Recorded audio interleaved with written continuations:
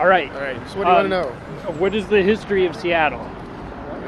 I'm not from here, so that's a really bad question for me. I don't know. I know this city's named after Chief Seattle. His daughter was Angeline, I believe. There were the Salish people here, and it was beautiful with big cedars and salmon berries. Seattle is a city that started in the mid-1800s. It was started by a dude named Denny and his cohort Yesler.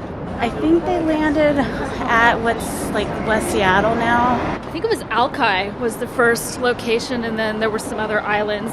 Seattle initially was named by these same folks, I believe, Alki, New York Alki, which was using the Native American terminology for Alki meant by and by, New York by and by, which means eventually they wanted this port to turn into a bustling New York City type of area.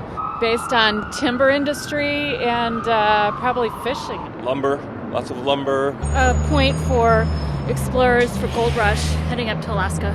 Lots of folks going up to the Klondike.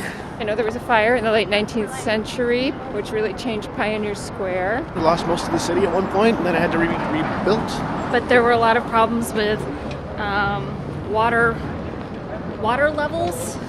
And they had to raise the city at some point. The whole city was kind of like built up. And they gradually moved residents up to the hills. That's sort of my understanding, like First Hill, Queen Anne, Capitol Hill. For me, the modern history of Seattle begins with the World's Fair. And the creation of the Space Needle, that was significant. The boom after the wars, and then there's the Boeing boom and bust.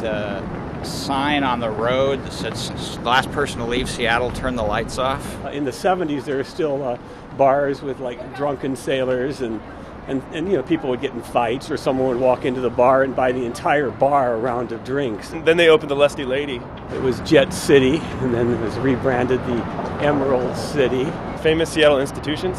Yeah. Well, you've got, we're right next to one of them, Seattle Art Museum. The Burke, the Henry, the Fry, EMP. Boeing, Weyerhaeuser, Microsoft. Amazon, Starbucks. Well, we're heading right towards Pike Place Market. Bill Gates, Paul Allen. Sounders, might get the Sonics back. Bruce Lee.